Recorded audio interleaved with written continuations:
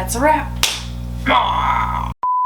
Welcome back, friends. I'm Kendra Morgan. If you are new here, I'm a makeup enthusiast and I like to put out beauty-related content weekly around the economics of makeup and getting the best use out of your makeup. So if that sounds like something that you're interested in, subscribe to my channel.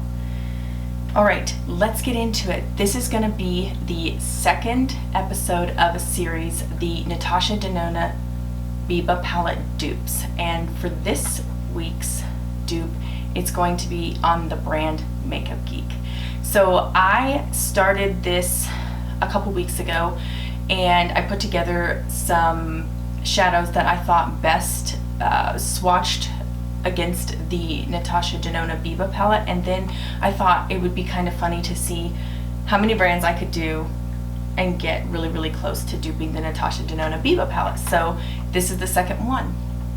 This is probably the most accurate of the bunch. I got it upside down. That's okay. You guys will understand, won't you? Maybe if I just do like this. So this is the Makeup Geek shadows, and while I talk about the Makeup Geek shadows, I'm going to go ahead and do a live swatch for you and just run that through so you can get a look and see exactly how close these match up to the NATASHA DENONA swatches. And I'll probably go ahead and insert a picture of the NATASHA DENONA swatches as well.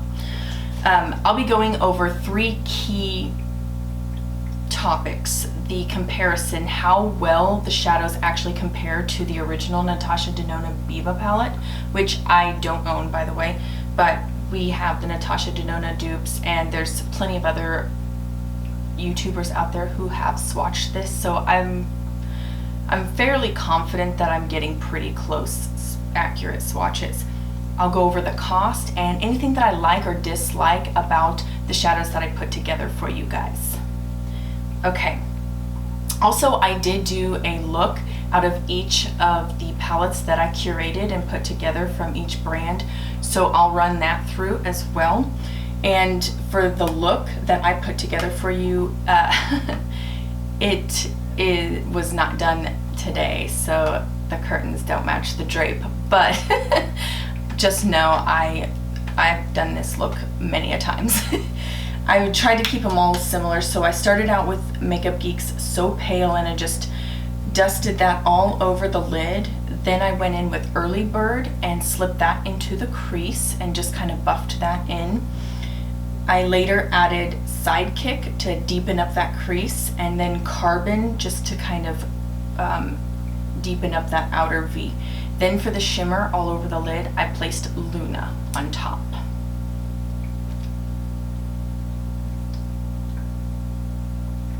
Okay, so cost comparisons.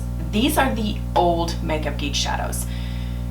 They ran me roughly $2 a shadow, and the shimmers weren't much more than that either. Now, you can't get that price anymore now that Makeup Geek has rebranded and sent out their Matrix palettes.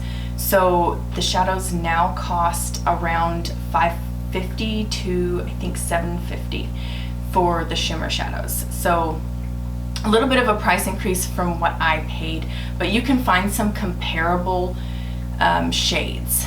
I think most of these are still around, or at least you can find comparable shades to the new Square rebranded Matrix shadows. So hopefully if you guys are looking to dupe this palette, you will be able to do so. And I would say this is a bundled dupe. So if you paid on average $550 per shadow and you multiplied that out, about $82 worth of shadow right there. Still gonna be lower than the cost of the NATASHA DENONA palette at $129. So this is an excellent dupe idea. Plus, there's a good chance you've already got many of these shades in your collection already, since Makeup Geek's been around for quite a while. Okay, so likes on this palette. I absolutely adore the Makeup Geek shadow formula. You'll see in many of my tutorials, I use a lot of Makeup Geek shadows just because they're so easy to work with for me. They're so blendable. The mattes are very buttery in my opinion. They're easy, just very easy to work with, guys. I can't stress it enough, and there's a reason that when Marlene Estelle rebranded her Makeup Geek shadows, people fell for it again and again because it truly is a really remarkable formula. I know in the rebrand it is formulated a little bit differently. They are trying to go away from talc. So if you are gung-ho on these round pans, you might want to shop around for some other formulas that would be comparable to the old formula. That's all I've got to say. If you're not formula specific and you're more after the shade for shade, then I would say go with the Makeup Geek. It was really very effortless and easy to dupe this palette using the Makeup Geek because she puts a lot of browns. She has a lot of browns, mattes, a lot of shimmers that are that champagne range. So again, super easy to dupe using the Makeup Geek shadows. And I would venture to say if you went in with the Matrix palette and you wanted to dupe it, you'd have no problems as well. Any dislikes? The only dislike that I have is the shade that I came closest to with the shade in the Natasha Denona BIBA palette Monroe is Makeup Geek's Shimma, and it really doesn't, it leans more on the light side compared to Natasha Denona. So this one right here is the least dupeable out of all of them. But all the other ones, I believe I got the saturation pretty close. I got the undertones fairly close. I'm just over here tooting my own horn. I'd say that's the only dislike. What I really truly like about this is that the bottom row on the Natasha Denona BIBA palette, I think that's what a lot of people were after, was that very bottom row, and I think Makeup Geek nailed it with their rounds anyways.